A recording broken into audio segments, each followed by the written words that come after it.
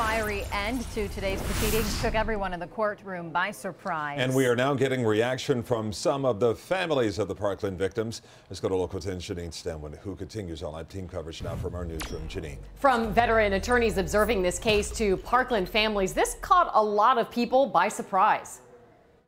I said, what? Debbie Hickson, stunned and a little relieved at the news the defense decided to rest its case. Her husband, Chris, killed that day in Parkland. I'm still, I think, in shock. I have no idea what that might mean for the case.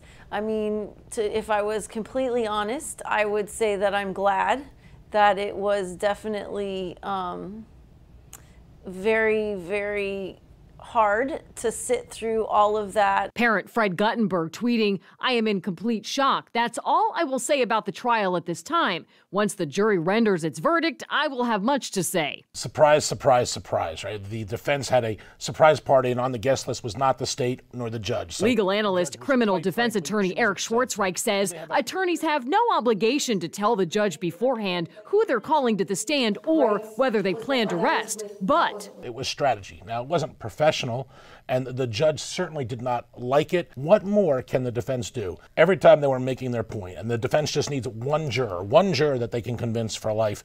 Mr. Satz for the state kept getting up and bringing it back. Did you know that the defendant did this, that he did these searches? Did you know that the defendant went to the school? Hickson, who's been in court every day she can be, tells us this. And I know that that's a choice, but it's a choice I made because I want to see this through to the end. So the idea that the end is closer is a relief. And some families have chosen not to react until all of this is over, and that could be a little sooner than we all anticipated. Remember, we are live gavel to gavel on local10.com whenever court is in session. Scan this QR code to find a timeline of events and information on each of the 17 victims and survivors.